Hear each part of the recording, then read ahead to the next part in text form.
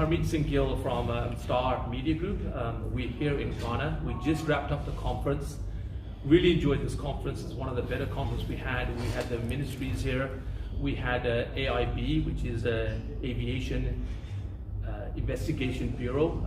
That's a very high title. The commissioner was here as well. They blessed us really well. They love the technology. We were on media yesterday. We've got a great report. I'm here with actually two very lovely people. They're both husband and wife. So they kind of got to be careful what they're going to say because they don't want to take off each other. Okay. So with me, I've got Daniel here. Daniel actually was really instrumental setting all this up. He set up the ministries and the government, bringing the Navy, the Army officials from the military side. He did a phenomenal job, and I've been saying a lot of good things about him for the last few days because for him to arrange something like that was phenomenal. Daniel, let me start off with you. What were the challenges you had to bring people here, and how do you actually convince them that this is the right conference to come to? Well, it wasn't a bit of a challenge because I understand the industry. I'm also in the industry, and this is all about safety. Safety is no one's job. Safety is everybody's job. And looking at it from that perspective, the interest was there, and developing safety is about continuous improvement. So processes need to be enhanced, technology and stuff. So with that explanation to the various stakeholders in the industry, the interest was there.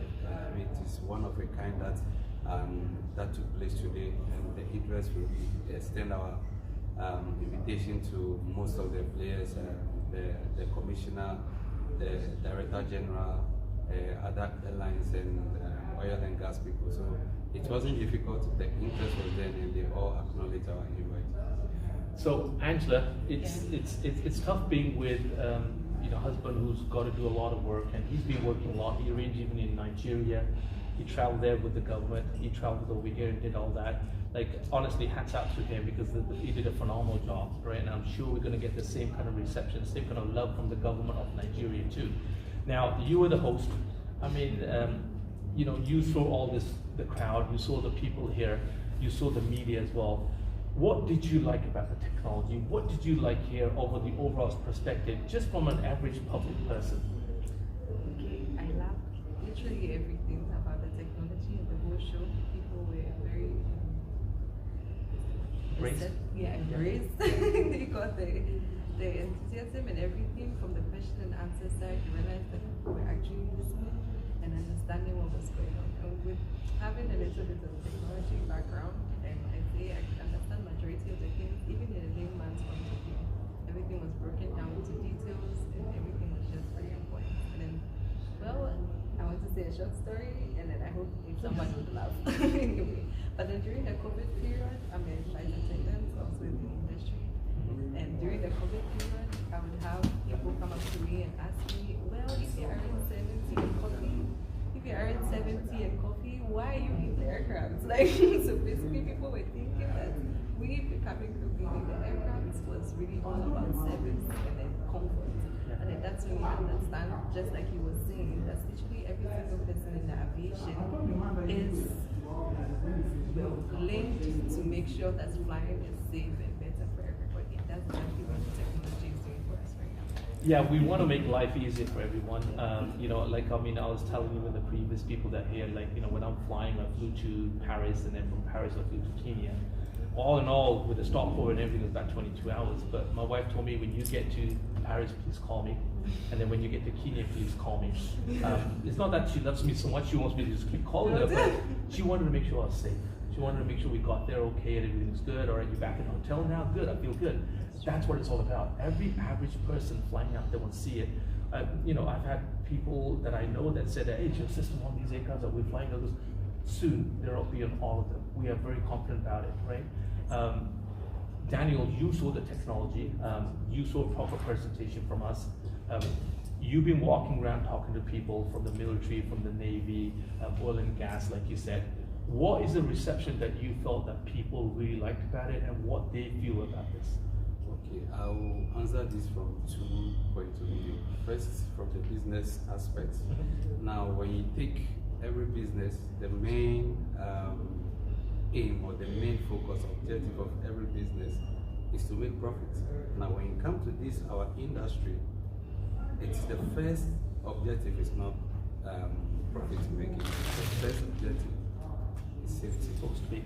Is safety. So you realize that safety of the people, of the aircraft, comes first, the people, and the second and third would rather be what? Profit. So the operators in the industry spend a lot much more on maintenance of the aircraft, the lifespan, insurance, and everything.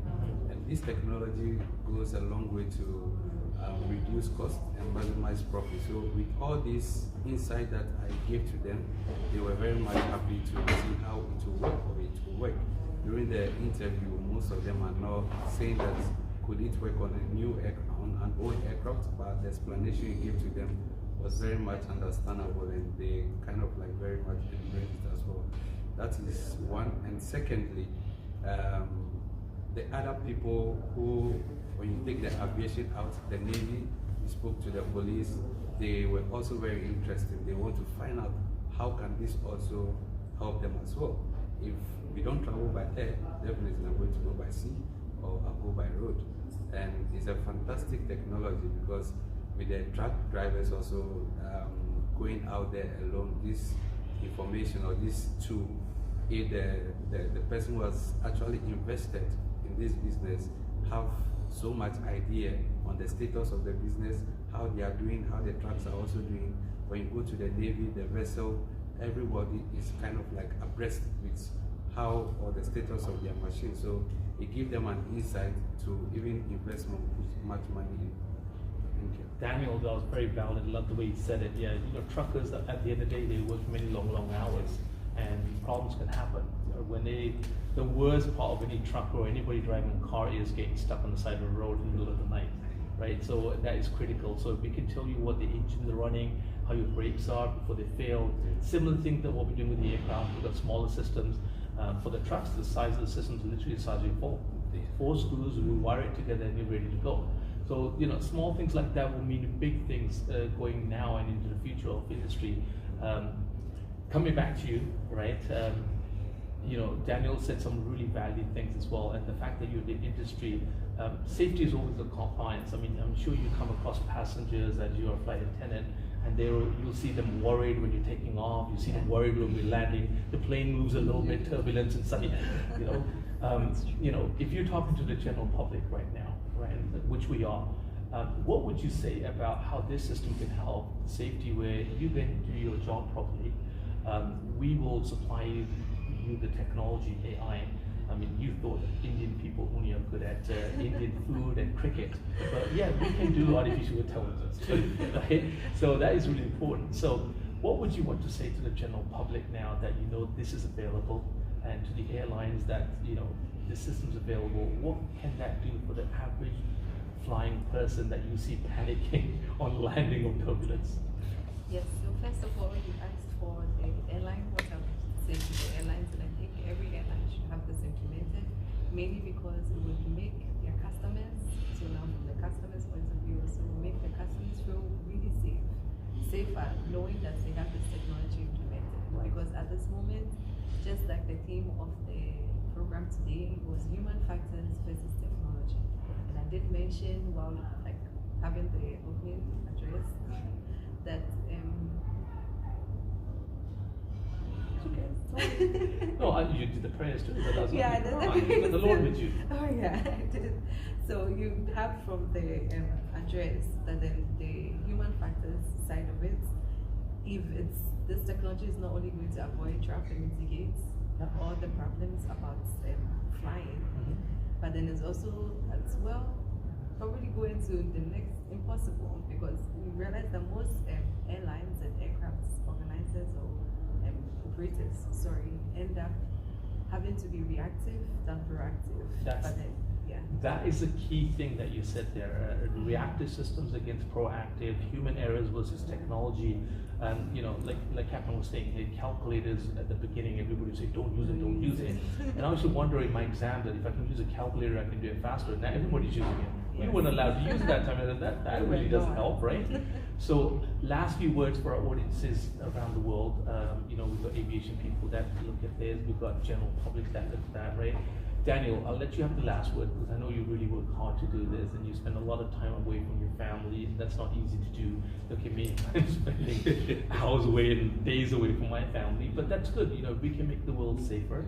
This is all about humanity, right? I mean, even our community, we're all about humanity. We want to help anybody and everybody. It doesn't matter your color, it doesn't matter who you are, where you're from. At the end of the day, we all bleed the same color, right? Last words, Daniel. Well, it is a great, fantastic technology. I mean, state of the art, and I will say that all airlines should endeavor to have these systems implemented on their aircraft.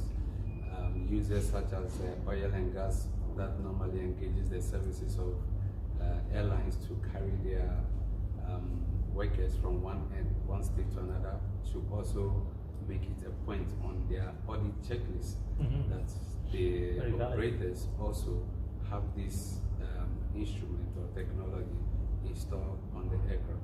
At the end of the day, all we want is safety. So I am involved, Hamid is involved, Angela is involved. Please, so just get involved and let's make it a safer place. Thank you.